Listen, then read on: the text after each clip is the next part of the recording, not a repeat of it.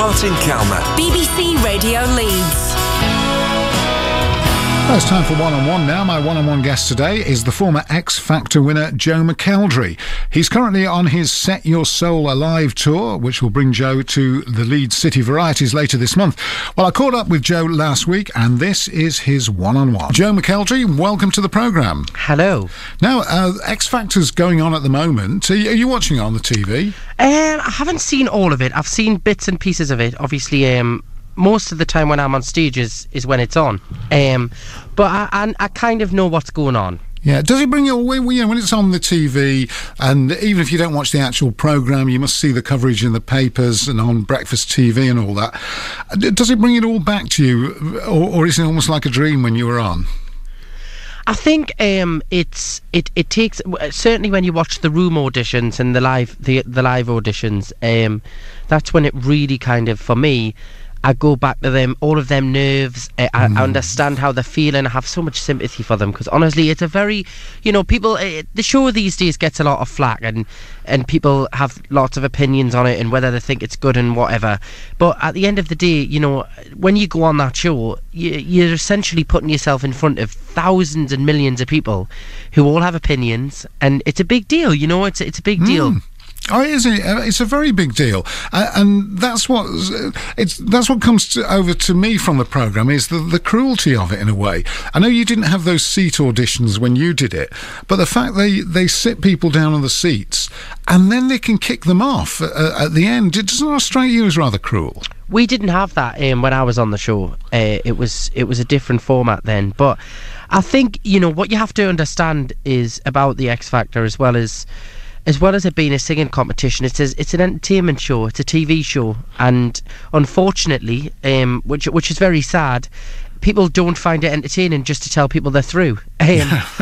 So they're constantly having to think of ways to make it very entertaining, which in a sense then becomes quite cruel. But I was fortunate that I didn't have to go through that, and I honestly don't think I could have done that part of the show if I was on there. Yeah, it's terrible. I mean, the entertainment is seeing dreams shattered. People want to see that. So what does it say about human nature?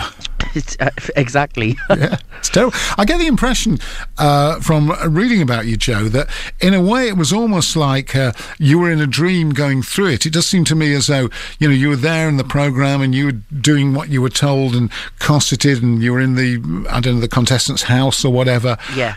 And you barely knew what was happening to you. Well, I think it happened so fast, and the experience for me was a very fun, happy experience. It was intense, and it was scary at times because it was the first time being away from home. It was I'd never really been to London apart from like a weekend holiday, and all of a sudden I was pretty much living down there. I was around loads of people in the music industry, very influential people. In the public eye as well. Yeah, so it was a big deal, but I've got very fond memories of it. So I had a very good time. Okay, well, we'll talk more about that and about your childhood and about what you're doing now, Joe. But your first choice of music, "Dance with My Father" by Luther Vandross.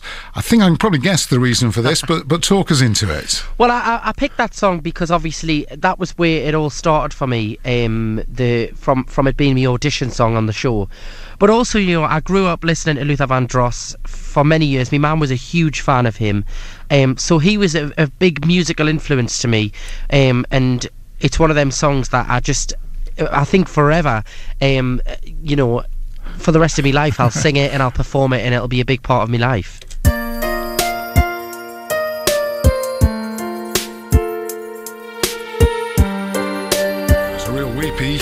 "Dance with My Father" by Luther Vandross.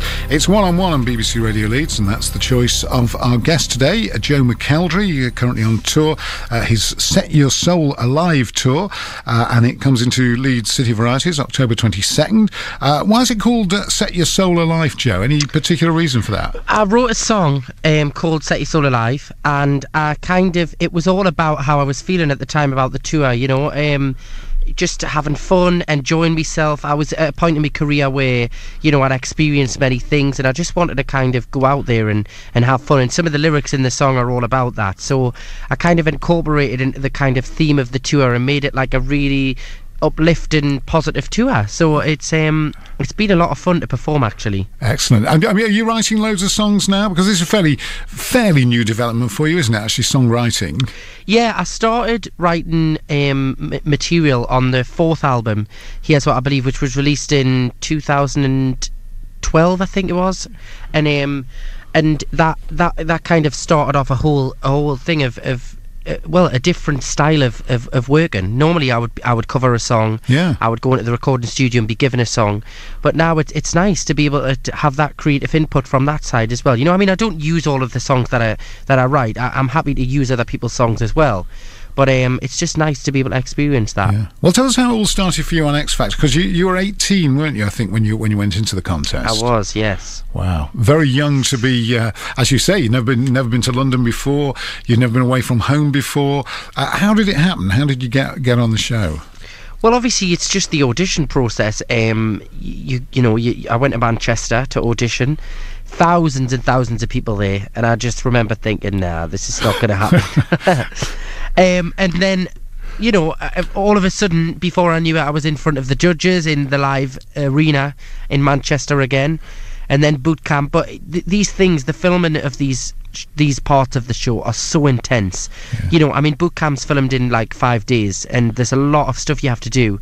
Judges' houses is done in 2 days, so it's so intense. I mean, it's sleepless nights and you're trying to learn songs and everything, so it goes so fast. Yeah, that must be incredibly difficult to do. I mean, you can understand now why occasionally, and we've seen it in this series, I don't know whether you've seen it, but people have forgotten the words. You know, they know the words, they know them back to front, but if you're having sleepless nights and everything, they come out there for the live show, or not live, but as live, and they forget the words, and you can understand why that happens. It's the pressure, you know. There's so much going on backstage. You've got 300 other people all rehearsing their songs at the same time, so you can hear everybody's songs. You're hearing thousands of lyrics, thousands of versions of songs. You can hear what the judges are saying to people. You can hear the audience. It messes with your mind, you know, and it makes you start to think, oh my god, I can't remember the words. And you know, I always say this, the worst thing you can say to a singer just before they go on stage is don't forget your words. It's the worst thing. You know, like, people think it's funny, but if you say that to a singer, it messes them up completely, you know. Or don't mess it up, you know. Like, you can't do that, you know. When you go on stage and perform, you're in a mindset, you're in you're in control of everything. So you've got to, you know, it's just intense. Yes, and I mean, in a way, you have to have nerves of steel. And I'm just wondering where that comes from for you, Joe. I mean, you've told us that you had a close-knit family, a very happy family and everything. Did they help you? You know, did you sort of draw on your family experience to help you get over that nerve-wracking time? Yeah, I mean, my family are very, very supportive. But I'm also one of these people where I kind of feed off pressure a little bit. I work better under pressure, which sounds ridiculous, but when I have intense nerves, I tend to kind of just go into this other zone and just really focus. It makes us concentrate more. So when I'm not nervous now, if I ever go on a show and I'm not nervous, I get nervous because I'm not nervous, if that makes sense. It does make absolute sense. Now, as well as winning the X Factor in 2009, that didn't, you know, the pressure and everything didn't put you off, because you won that other contest, Pop Star to Opera Star, in 2011, yeah. And I suspect that's the reason for your next choice, which is Nessun Dorma. Talk us into this. Well, I picked Nessun Dorma because that was a career-changing moment for me. When I sang that on the show, then it kind of changed the direction of music that I was going to start performing. I signed with Decca, Universal, and I did a whole classical album. It all kind of came from that performance. They seen it on the show and they were like, oh wow, you know, like, people are enjoying him singing this style of music. So it was a real... I remember that feeling of coming off after, and the next day seeing it in all the press and everything, and everybody was just going crazy about it. And I was turning up to concerts to sing me pop material, and people were like chanting in the audience to sing Nessun Dorma. It was crazy. So that was a big moment for me, hence why I picked it.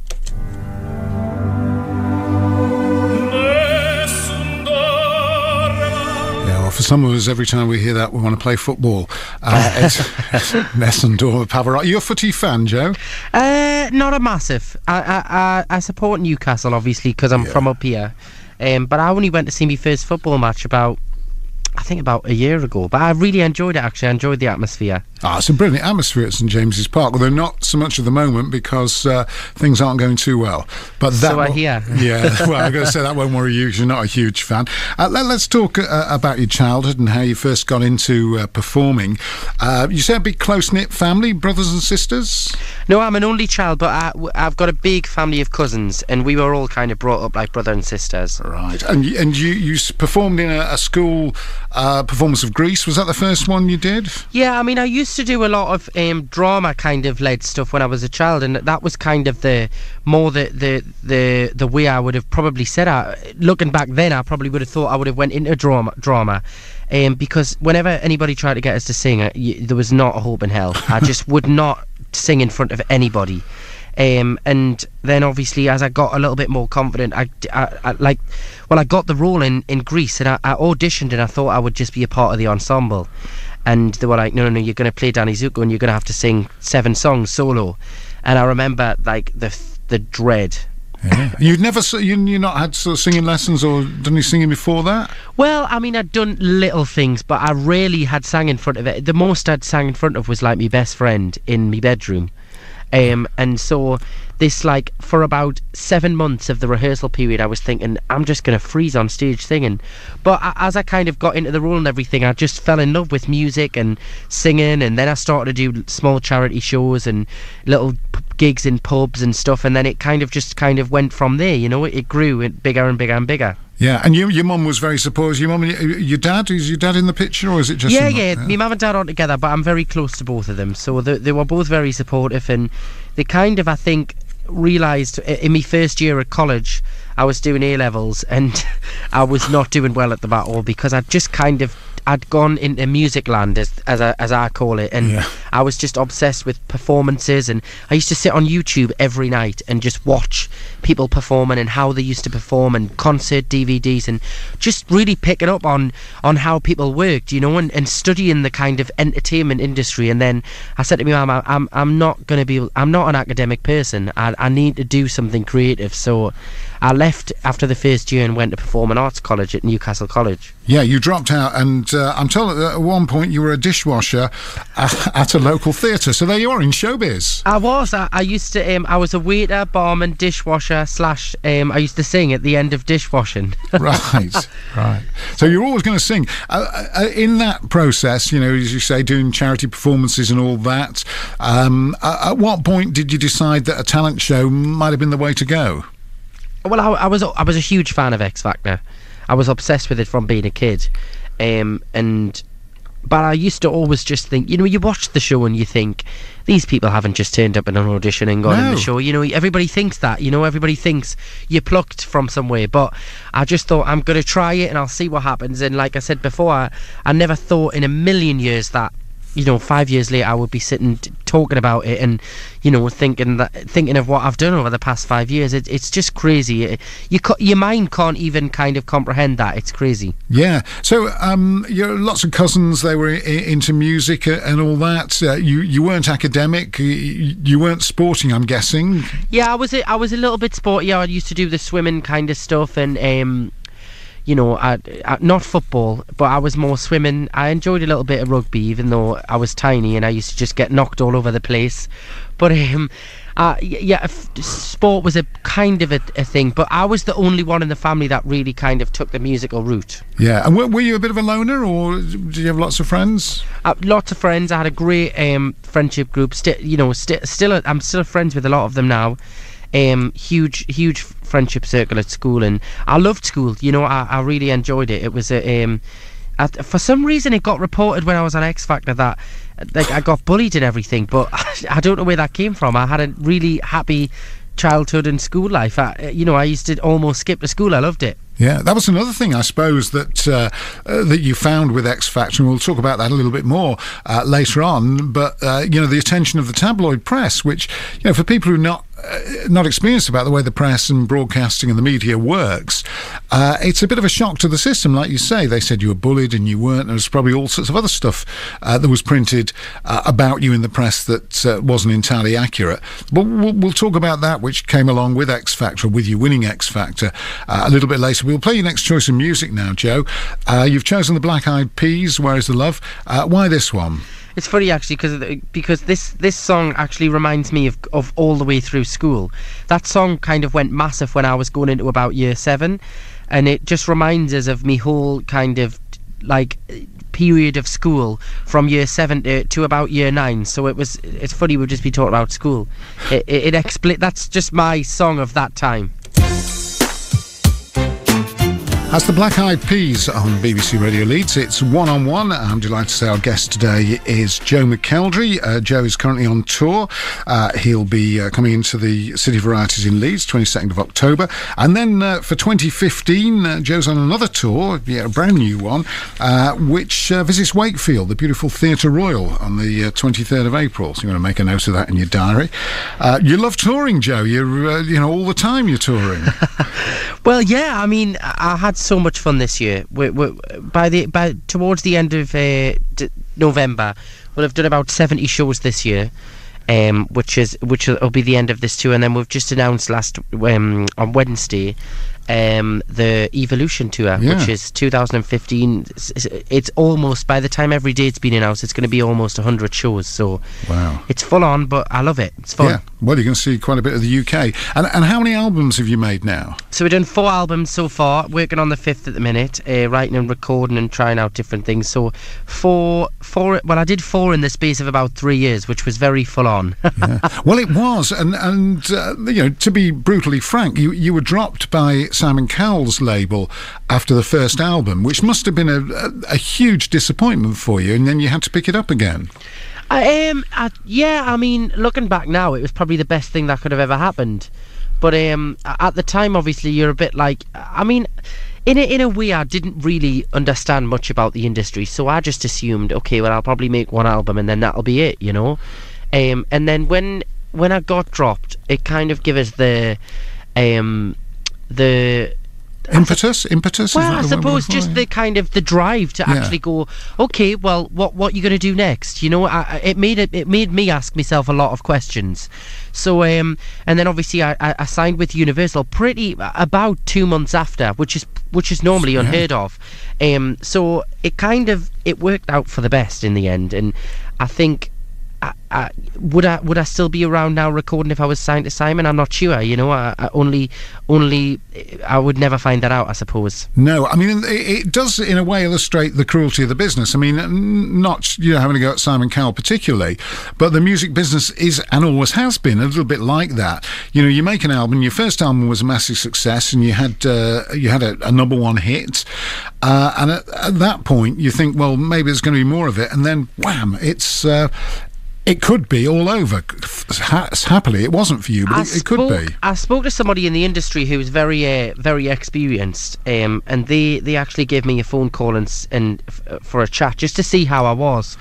And this person, I can't really say who it was because unfortunately it's going to be in a book that eventually will be released. But and he said, Joe, he said you've experienced something that every major artist experiences at some point in their career, except you've experienced it in the first 6 months of your career. So the worst thing that can happen is over now, and you've dealt with it, you've been signed, so really it puts a lot of strength behind you, because if it happens again, and he said, which it probably will happen again, he said some of the biggest artists in the world now have been dropped about 5 times by record labels. He said it happens all the time, and it's not actually a big deal. It's actually a good thing, because artistically you can move into something else. And I took that kind of advice with us, and that's the way I look at it now. If it does happen again, it gives me the opportunity to work with another label or somebody else. It's not actually as bad as it's made out to be. No, I mean, it's the history of the music business. You're absolutely right. I mean, I've seen music documentaries about people like Carole King and Neil Sedaka, huge, massive names who've had like 50-year careers, and they've been dropped at several points, and it does give you the impetus to reinvent present yourself, which is obviously what you've done. We mentioned, and clearly at the time there would have been a lot of tabloid attention on the fact that Simon Cowell had dropped you. Do you any animosity between the two of you?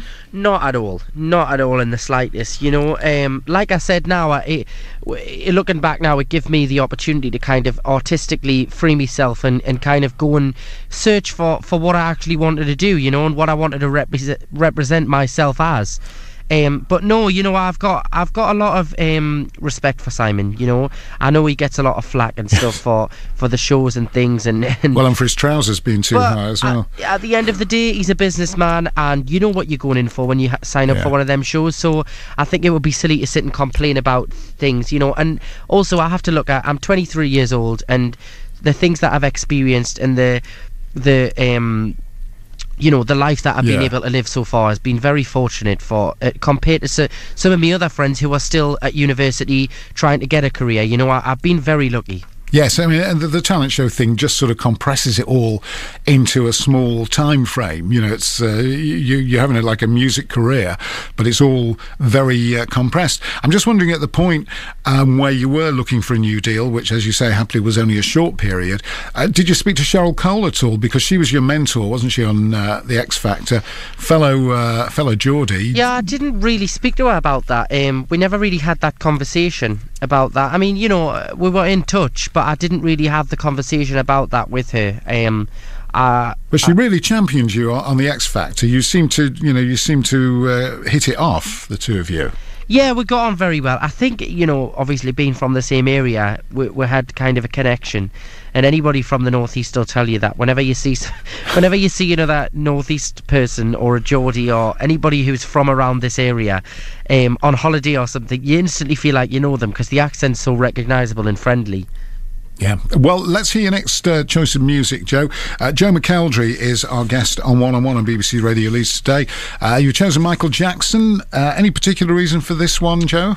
Yeah, I mean, again, huge influence of mine. I really admired his work and how he incorporated kind of like musical talent into a kind of huge performance-based piece, you know, very, very clever art that he did, you know, with like the Thriller video and stuff. And I just was a huge fan of his music and what he represented in the music industry. So this is one of my favourites of his.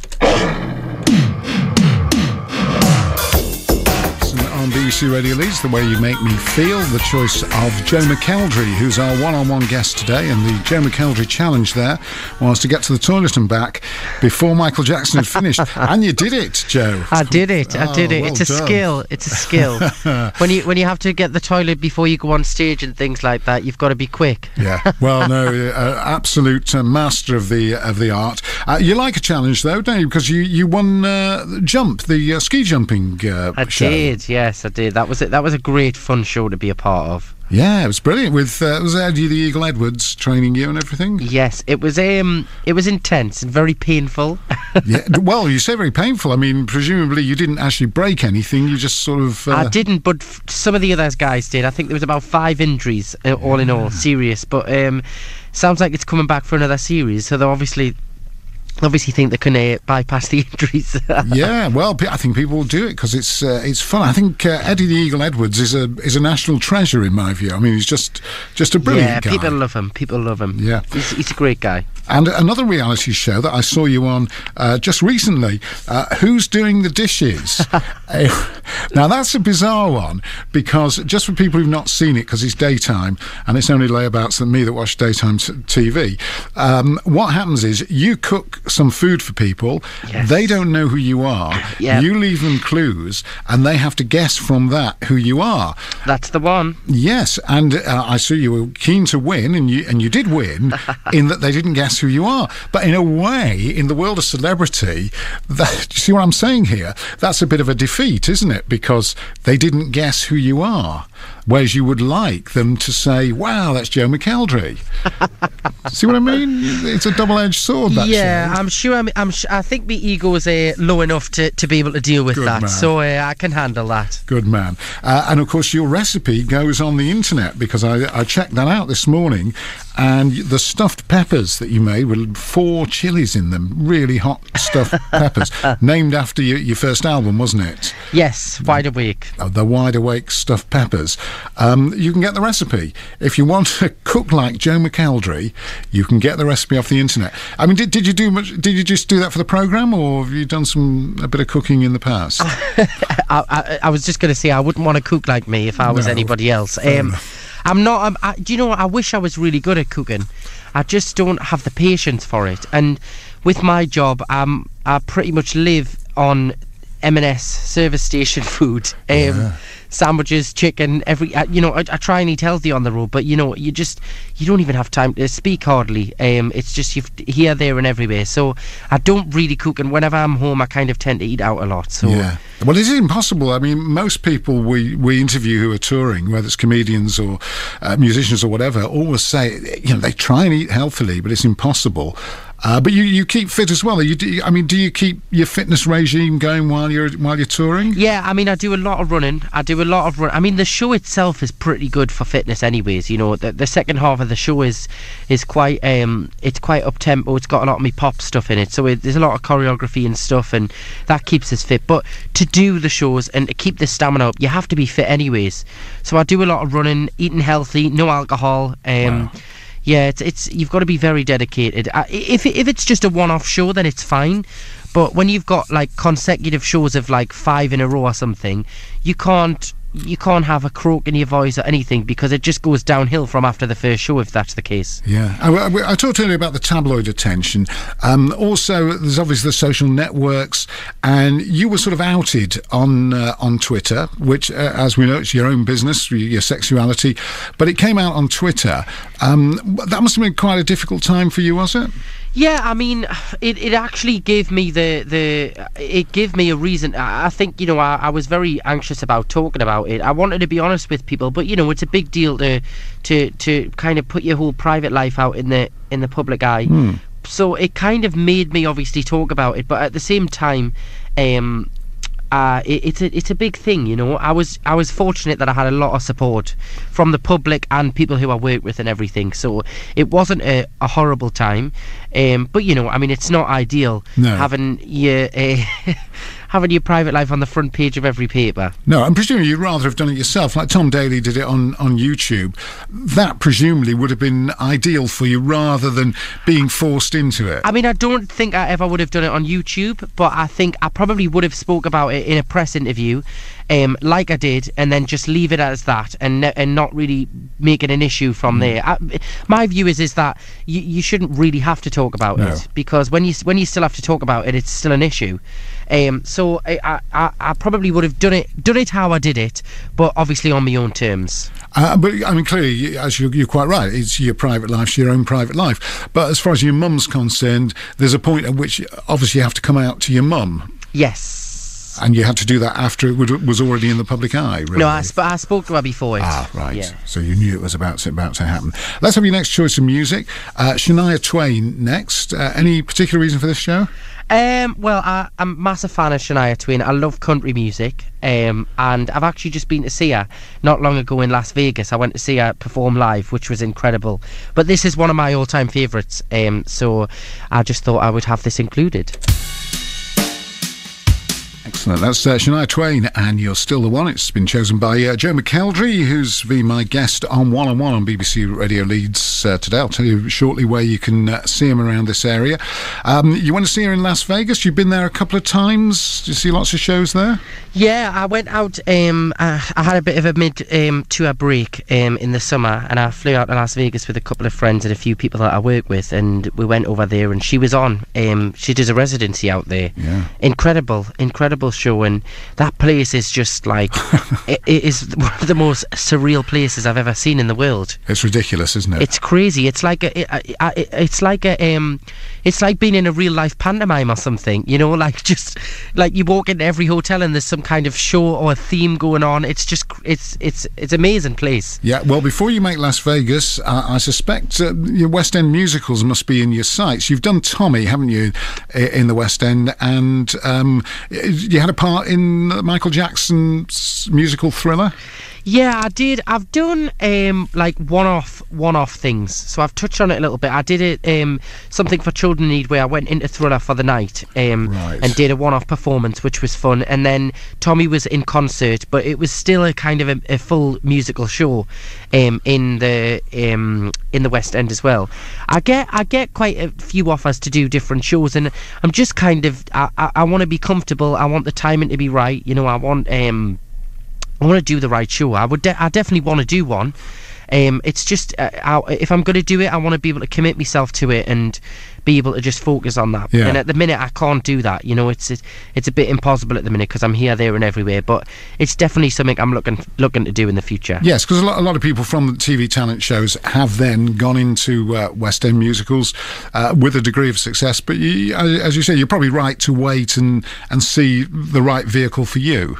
Yeah, I mean, you know, my whole view on my career is about making it a career that lasts a long time, you know. So I don't want to just cram everything into a year and then go, okay, well, what am I going to do next? You know, everything's a work in progress, and making it last for a long time, so that when I'm 40 or 50 years old, I can look back and think, wow, you know, I've really had a good time over a long period of time. Yeah. Well, if you want to see Joe McElderry in our area, there's 2 different tours. So presumably 2 different sets of tunes that you do, and 2 different 2 different shows. Yeah, I mean, next year's going to be this year's show is the same show that obviously is the same tour. Next year's show is a brand new show, brand new songs, songs off all of my albums that I haven't performed before, different versions of songs that you may have heard before, new material. It's a brand new show, which I have to pretty much start planning from next week, which is quite scary. But yeah, so you can find out everything on my website, joemckelderofficial.com, and all the dates and everywhere we're going is on there. Okay, well, October 22nd, Joe is at the City Varieties with the tour he's doing now. And then next year, 23rd of April, I'm sure we'll talk to him again before then, Wakefield Theatre Royal. You can see him. Been a pleasure talking to you, Joe. All the very best with the tour and everything in the future. We're going to finish with Fleetwood Mac. Just talk us into this one. This is probably my favourite song of all time. I absolutely love this song, and it's Fleetwood Mac Everywhere. It's just a tune. It is just a tune. Joe, thanks ever so much. Thank you.